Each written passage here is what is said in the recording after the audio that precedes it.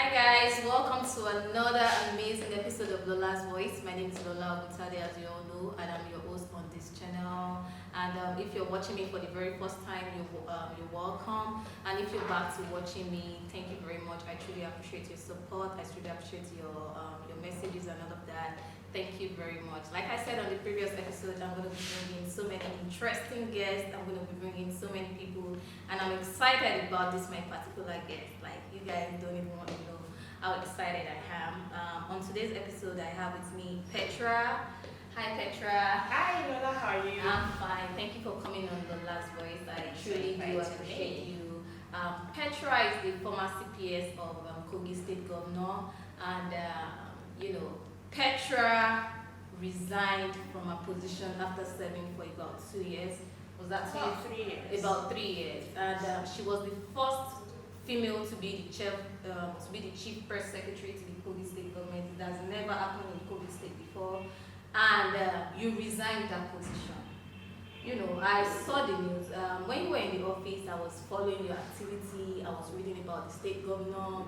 I was looking at the review. I was seeing what people were saying. A part of me felt bad for you. Like, oh my God, do you have the mental capacity to manage that thing? Because you're quite popular on social media, and you're an advocate, you're an activist, whether you like it or not.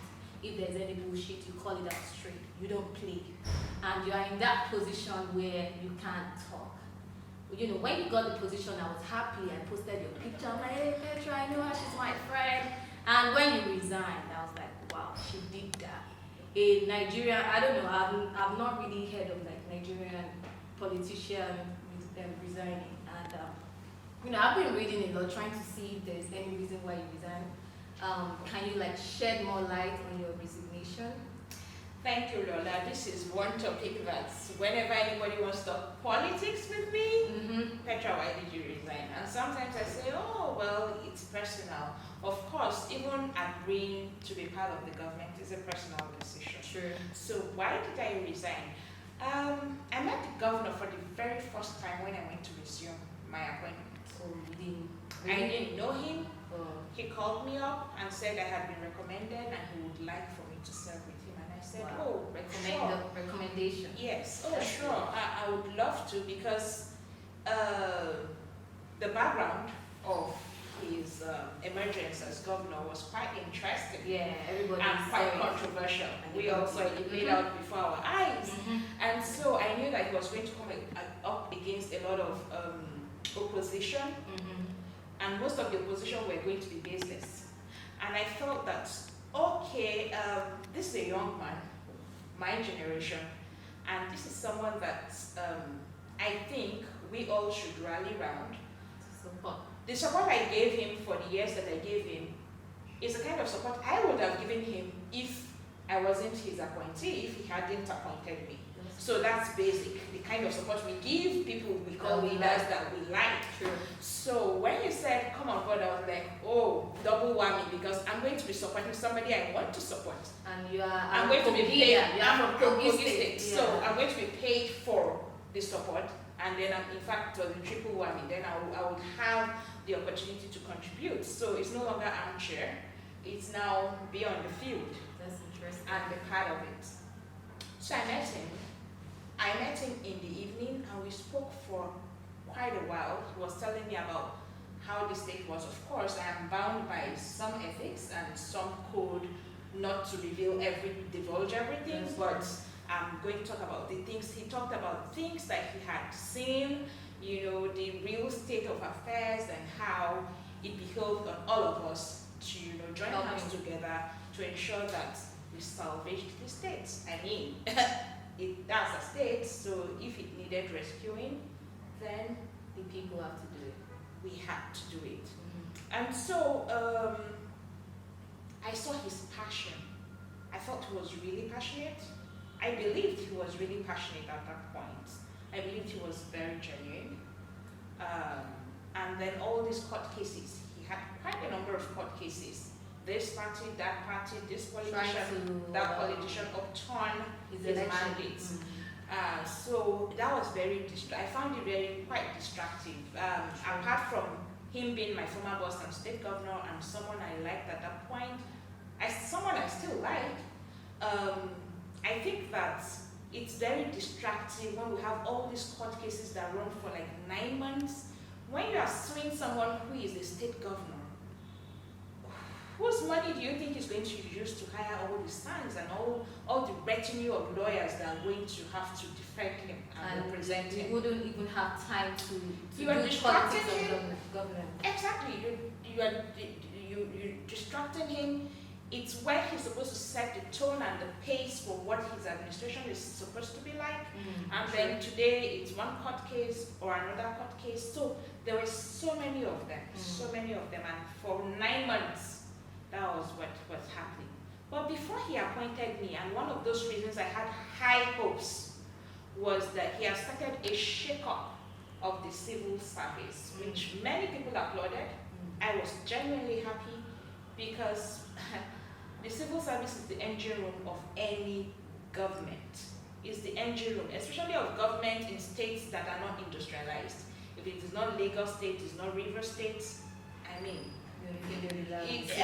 civil service. It affects the small enterprise, it affects the roadside trader, it affects everybody. So if it is corrupt, then it has a way of showing in the lives of it becomes the culture, So I was happy, I was excited, like, oh, there's a new sheriff in town. He's shaking, he's looking at this monster in the eye and saying, I'm going to cut off your head. And so I was so passionate. So after the first 9 months, it's like, okay. Because I wasn't feeling it, apart from the civil service reforms that were ongoing, which, like I said, personally, I liked it. Eventually, this style got muddled up, which caused eventually the reason why I had to say, you know what, I'm off. There was the verification, and then salaries are held up for so long. Yeah, that was because you needed to verify, and then you verify, and then you are happy that finally people have been cleared. So this whole, because that was the main thing. Bello is not paying salaries here. At that point, I was like, oh well, if holding the money for a while and then paying up eventually, let's make this sacrifice. Let's make this sacrifice. I preached that, I believed it, and I held on to it. And then it was over, and we had people cleared in batches. And when that started happening, I was over the moon. What people don't understand is when you are accessible. I was very accessible. The number that I used is the number that I was using that number before I got into government, is the number. That's why when you call this one, you're like, you have this, you didn't know you had the number. It's the same number. So I was accessible, and so people call me and they say, this screening, because people have the needs won't stop. The bills won't stop because you're screening them. You have to pay. You are ill, you have to go to the hospital. Your child is in school, you have to pay the bills. Your rent runs out, you have to pay, because your landlord is relying on you, you are relying on your salary. The landlord knows that you're relying on your salary, but that's not his or her business. True. You have to pay because his own bills don't stop. True. Your bills don't stop, his don't stop. And so people reach out to me, and you make all these experts. Some people call me up in the middle of the night. They need their money. And what is the issue? You have to start explaining, oh, don't worry, I'm not going to call you, I'm not going to extend to you on your time. Let me call you back. I call back, and then you are wondering, these bills are there. You have made all these lengthy explanations. This person seems to have understood, but it boils down to Naira and Kobo. So from my own pocket, I was doing all this. Okay, take up this bill. Okay, I'm very sorry. It's our administration after all. It's ours. So I'm sorry this is happening. This is not your money, because I mean, if you earn 5 Naira, there is a way you feel towards the 5 naira. Someone give you 2 naira. Thank you. But this is not the money. I'm not saying take and don't complain about your salary. I'm saying take to cushion the effects. And it's not from government. It's from money. It's my money. So just, So it kept on happening, and I've been very open about my mental health issues. Even before I went to government depression, I started getting really depressed. Really, really depressed. Because another thing that made me lose faith was that I didn't have the true picture of things. So you are not sure if you are lying or you are saying the truth. You just, because you are the chief press secretary. At every point that I said anything, I believed I was saying the truth. And then at the end of the day, I felt slapped in the face many times. Like, why would you lie to me? Why would you not tell me the true situation of things? So if you say that you have paid salaries, or standing salaries, and I'm excited, I'm happy about it, why am I hearing that some people now start coming out with facts that actually they were paid X percentage of, and the percentage is not across board. So if it was across board, then you could say, okay, what is the reason for this? Of course, we would also not deny the fact that resources were, but then let the people know what the deal is, which is my own principle.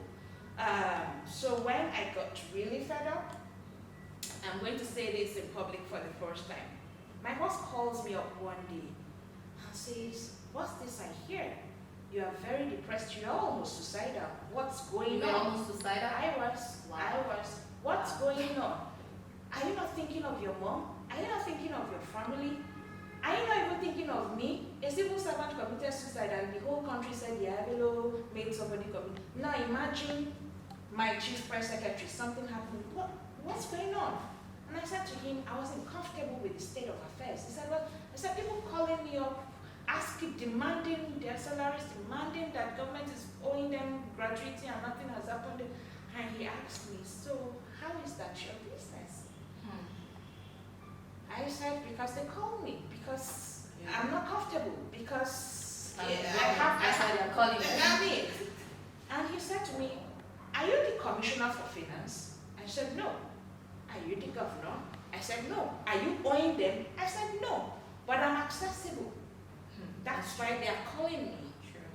And he said, do something about it. You cannot help everybody. So that was, I think it happened around July 2018. But that was the day in my heart I knew that I was done. I knew that I was done because if the solution would be to change my number, somebody is going to have that number. And somebody is going to give the number to somebody who is going to give it out. Or they will come on Facebook to insult you. I really don't mind. I really don't mind the insults. People still insult me today, and I'm not in government. They still insult me today. They insult me over my opinions.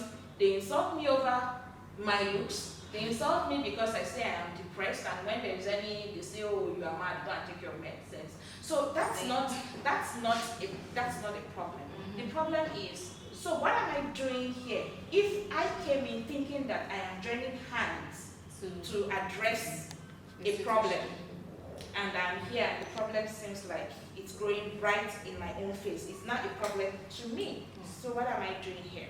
It means there is no value. I'm not adding value to myself and to the people. And it's taking a lot from you. And it's taking much more from me. So what was the essence? So that was the day I knew that I was going to leave.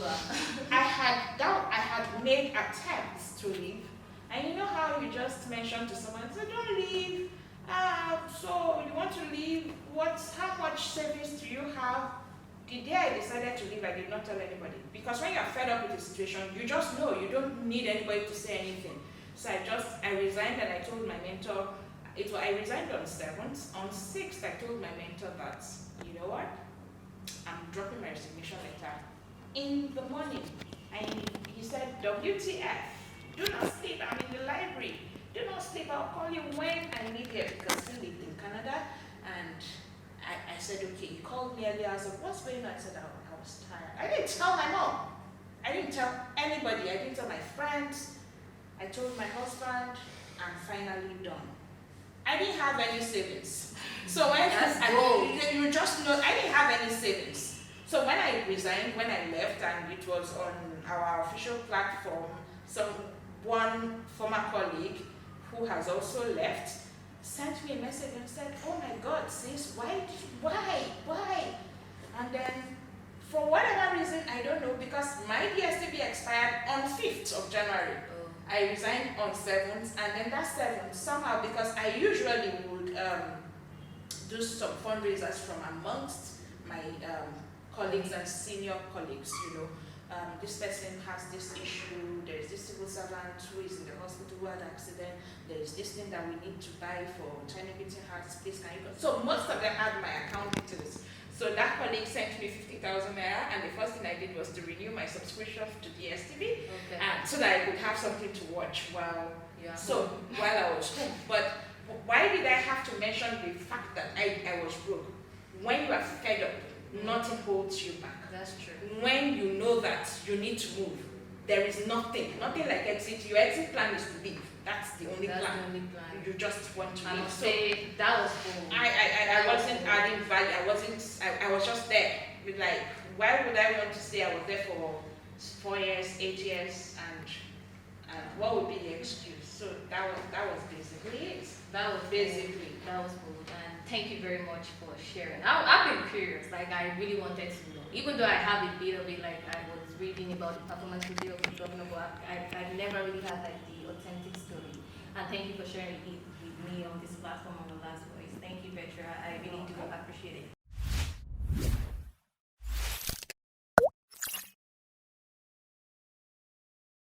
So, bringing us to the topic of the day. So, you wrote a post, and from that post, I was able to pick a topic. I was able to pick weaponization of poverty by Nigerian politicians from that post. And I sent Petra a text message and I was like, please, I like that article you just posted. Would you do me an honor to come on The Last Voice to talk about weaponization of poverty by Nigerian politicians? Because 2023 election is about to come, and they are going to start talking about what I don't know, like different things, promising, and nothing seems to be changing. And I think what actually upset Petra that day, and I read that article, even though when I heard, it was Asiwaju Bola Ahmed Tinubu, he said he was going to pay wide fee for students when he becomes the president. I read the news, I didn't, I just saw it and I'm like, okay, wanted to bury it. But, Petra wrote a very detailed article and I'm like, yes, that's it, that's what I want and that's what I'm looking for. And I wanted to bring that to the show to talk about weaponization of poverty. So, weaponization of poverty. When you hear poverty, when we talk about poverty, a lot of people would think it's just one man on the street that can afford food, shelter, or everything. But I think everybody that don't have right to basic amenities is actually living in poverty. No electricity, no healthcare, no nothing. So even if you feel like, oh, you're a middle class, you're kind of comfortable, just pray Nigeria don't happen to you. Your money will be put to shame. That's what I can tell you. So, I love that article, even though it was so short, but I could feel, when you can feel someone from, even if they write to line, I could feel you from that post that, wow. So I want to talk about how Nigerian politicians have weaponized poverty for a very long time. They come every 4 years to talk about they'll do this, they'll do that, and nothing is being done. I've been here for a few days, and I've seen stuff, and they are not things that I'm pleased with. Even though there is no perfect system anywhere in the world. I like to say that because some people think, because you live in America or you live outside the country, everything is fine. Things are not fine everywhere, but people are trying. I've worked in the social service department, social service since I've been in the US for over 5 years. I've worked with the most vulnerable people. I see what their government is trying to do for them. Even though people still live in poverty, but when we say poverty is different from poverty. I'm going to just use that word. So Petra, I would like to hear from you. While you were speaking about the intro, you talked about when people hear poverty, they just think it's about people not having food to eat, not having money to pay for healthcare and stuff. It goes beyond that, so I'd like to take it from there. It transcends it. In 2013, 2014, thereabouts, the World Bank came up with this data and said over 100 million Nigerians were living in poverty. And I was like, how dare they? And how many are we? We are just 160. What do they mean by 100 million Nigerians are living in poverty? That's more than half. What do they mean? So I was like, no, yes, I know Nigeria is, we are struggling, we have problem with leadership, we have problem of followership, but 100 million, that's way over the top. They should share the data, let us see. Years later, of course, there were reactions, years later, I think that most of us do not really understand what poverty is. When you use generator that we call a better pass my neighbor, bamla poverty, because it's destroying the sound of your immediate environment and therefore destroying the peace of your immediate environment. You are inhaling carbon monoxide. You can't sleep well because the better pass my neighbor is not really even powering. It can't power your AC. How many people can afford generators that can power their ACs? So you're not sleeping well. The weather is hot, it's nasty. Then you live in a place like Lagos, for instance, where you sleep at 11:30, 12, and your alarm wakes you up at 4. You haven't had quality sleep. Sometimes even when you have food, you are so tired that when you get back, you cannot eat. Please, what poverty is more than that? So assuming you have 100,000 naira in savings and you say, but I'm not poor, 100,000 is more than $1. I can eat food, I can live on more than $1 a day. But are you able to live? Are you actually living? So what poverty is more than that? You are dying in installments and you say you're not poor. So when I saw that news, because I've been in this system, because I'm a sociologist, and I see how these things just intertwine and interplay, and ultimately decide the collective destiny of the people, I was livid. Why is it not a policy? If there is nothing wrong with paying for it if it is a policy. I had a problem with that when it came as though it was going to be a personal, action. I'm paying from my pocket. Why are you paying from your pocket? We want a society where if people need to pay for WAEC fees, then let the parents be able to afford that at least. Sure. That's what we want. We want a Nigeria where parents can buy textbooks for their wants. Poverty is not just lack of material resources. It's the stripping of dignity, the dignity of a human person, such that the person is forced by circumstances to do things he or she would ordinarily not do. That's the intangible poverty, or it's even a worse form of poverty than the material poverty.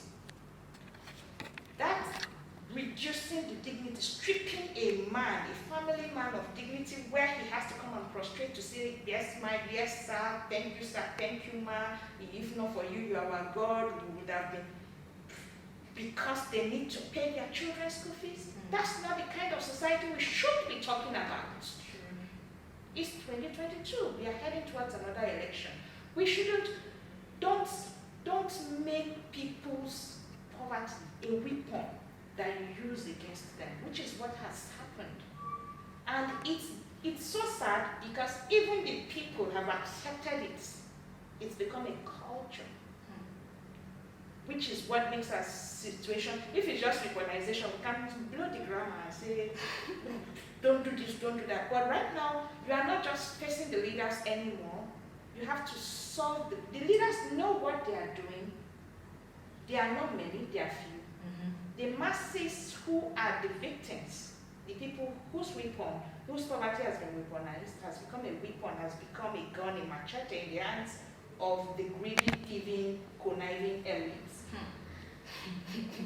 They are more, but they don't know what they are doing.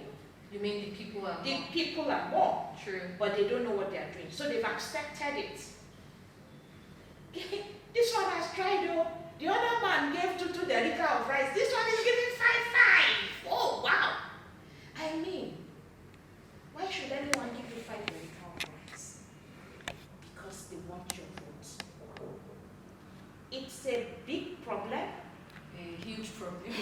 It's a very, very, very big problem. It's huge in your word.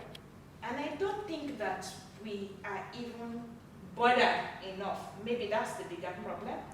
The fact that as a society we are not bothered enough, we've accepted it. We've bought into the way of life. We want the masses to grovel and worship us. When I was first appointed and I went to my village, and then I have a group of young people up till now who are still my friends, mentors, and associates who have been in the political game at the community level for so long.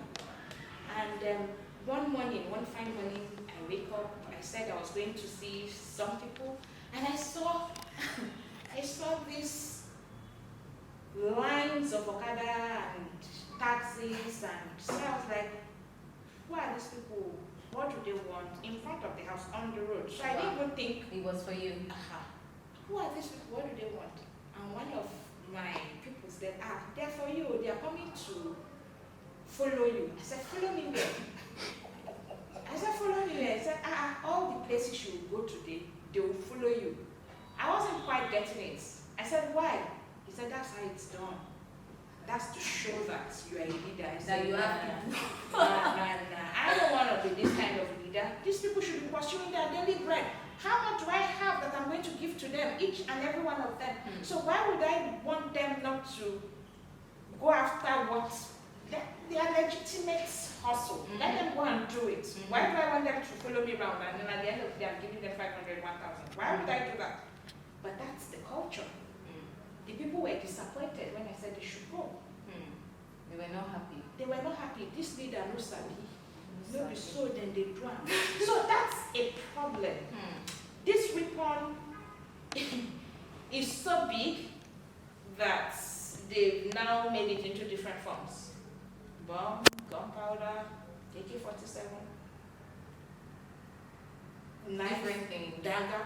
Everybody just uses it at their level. Atomic bomb, at nuclear weapon, at their level.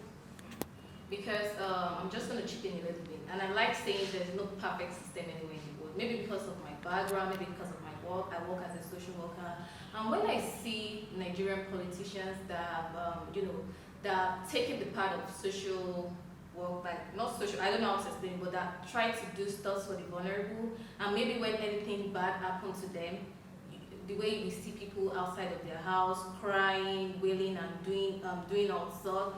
Like if there was a system in place, that even if anything happens to this politician, like nothing is tied to this politician, it's just the government. So I'm talking about in some part of the US, there are people that the government pay their house rent. There are people that they get food stamp. There are people that get different things, and it's not Obama giving them.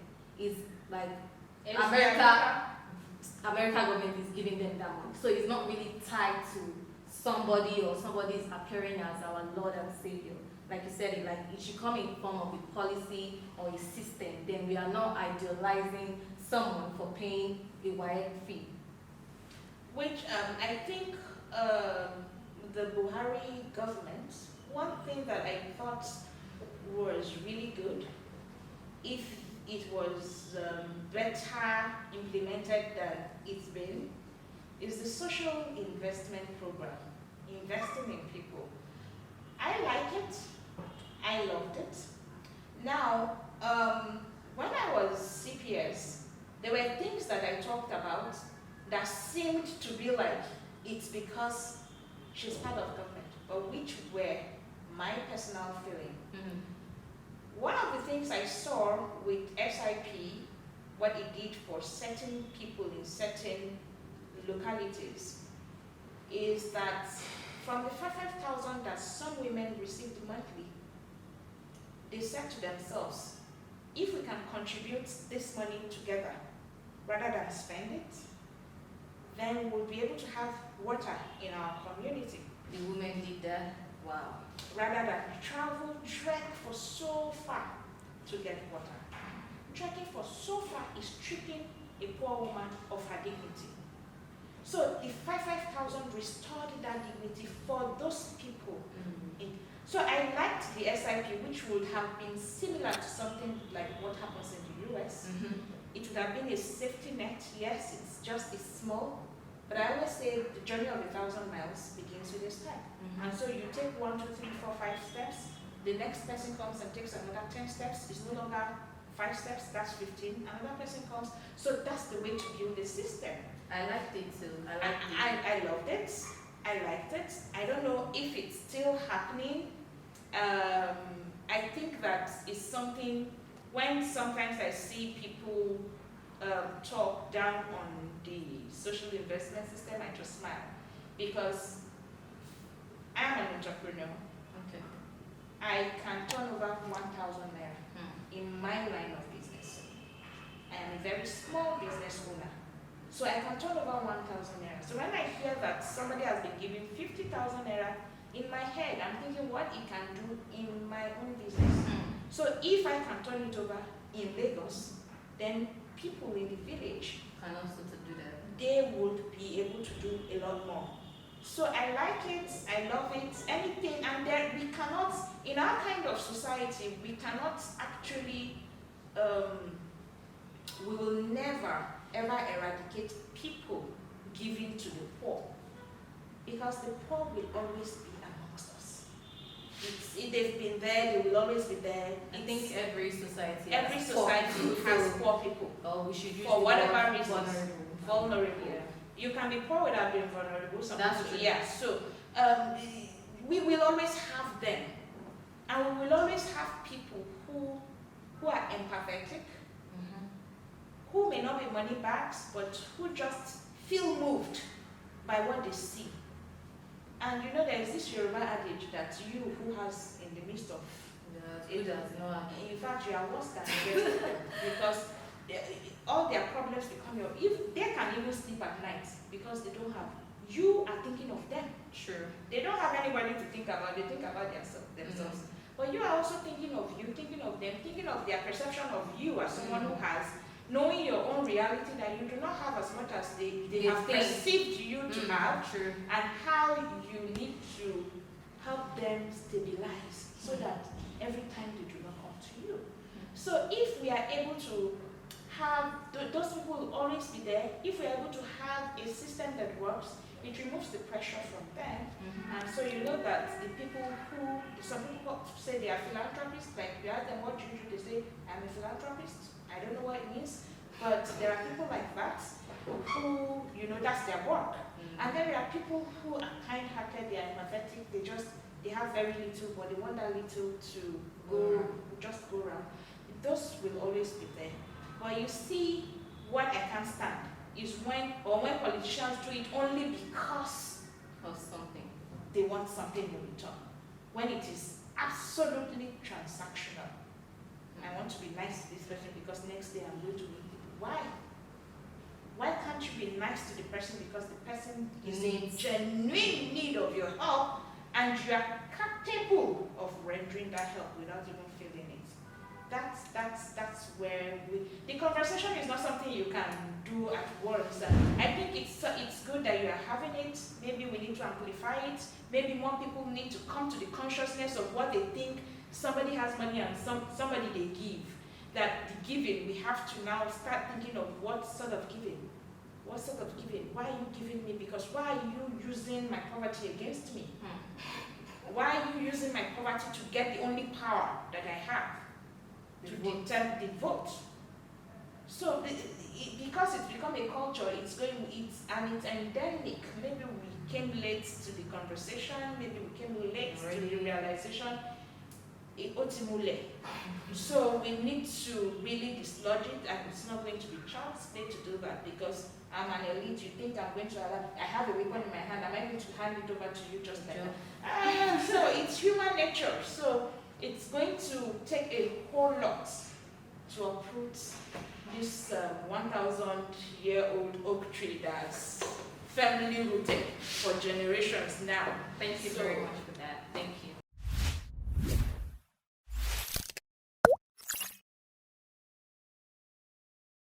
So where do we go from here?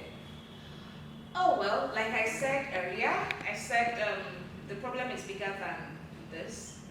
So we need a lot of awareness, yes. But also we need young more young professionals in politics. A few days ago, a few weeks ago, I was on, these spontaneous campaigns we usually embark on solo, on how I think that the wrong call is asking people to get their PVCs. They get their PVCs and are stuck with giving us, having to vote between the options that political parties have given us. But when they are involved in the process, when they are involved in strong political parties, the major ones, when they are involved from the beginning, then they are also involved in the process of giving us a candidate. When young people enlighten people, they say, oh, people don't want to be staying, no, people don't want to go. Something always has to give. Sure. Where there is a credit, there is a debit. So if there is a debit, it's because somebody is crediting. And if it is the people who are enjoying the system that are crediting, then we will be debited. Sure. And so people either stay away and say they are, there is apathy to civic duties when it comes to voting because they don't like the candidates. You don't wait to like the candidate. You can't like the candidates because you are waiting to be given a candidate. Be part of the process. Usually we just sit down and start saying, oh, Macron is the youngest this, oh, Obama was this. How did they begin? We can't just continue to look at people from their stories. What happens to the history of the story?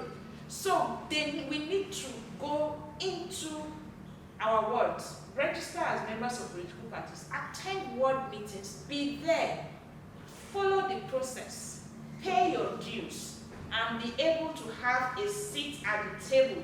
So when we have more young people at that table with seats there, then when you have one person saying it's still democracy, and as far as we know, democracy is all about numbers. True. It doesn't matter whether you're a professor of logic, it doesn't matter whether you're Albert Einstein come back to life. Democracy says majority carries the vote. So if you are in minority, there's just not much. And usually what happens is when people are in minority and they're in a place struggling to make changes, after a while they get tired. They either leave the system or they join the people to continue to make the system worse than it already is. So I say that to change this whole narrative and the reality, it's in our hands. Beyond all, we can speak the grammar. That's true. We can have all the talk shows. We can have all the advocacies. But the main campaign is in the doing. Registering. In 2019, after the president was returned and re-elected, I made a post talking about how I was just looking at people who were saying they were tired of the APC, but they were all going to go to PDP instead. I thought that was very naive. I still think that's very naive. Now they are starting again. So this is 2022, and our focused professionals are doing what? They are not in APC, they are not in PDP. Where are they? They are setting up parties. All the time. It's a year two. Who are you? Does my mother in my village know you? No. Do you know how many of my mothers there are? Millions. So what makes you think that you can become the president just by 1 year to elect, and then you come out and say, it doesn't work, that's a joke. It doesn't work like that. It doesn't work that way. So more of these people, what I think happens is, like, online, people just go, oh, Petra, you people were the ones that said, shut up, you voted him the first time, so why did you support him for the second term? And I always look at them and say, oh, but you are not better than I am. You didn't want him, but who are you supporting? Somebody only you and the intellectuals know. Who is going to vote him? You, as much as you speak, no matter your level of education and the number of degrees you have acquired, you have one vote. So if you cannot be in a party, if you say you don't want PDP, then your option, as our reality today, you don't want PDP, then you have to be in APC. You don't want APC, you just have to be in PDP. Please don't bring any acronym together and say you are forming a new party even 4 years to election. yet they don't even do it. They wait until the eve of the election and then they come to debates and reel out all the statistics and all the data, and people applaud it. The applaud does not translate to a single vote. And all that matters is the vote. And all that matters is the vote. So you are speaking to me, you're on channels, you're on AIT, you are everywhere, you are speaking to me. I have one vote. Who is speaking to them?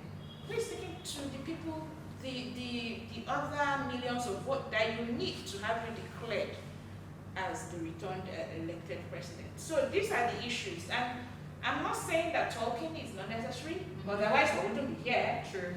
But I'm saying that we can't just talk. While we talk, we do. Talking. Everything has to be together. They have to go hand in hand.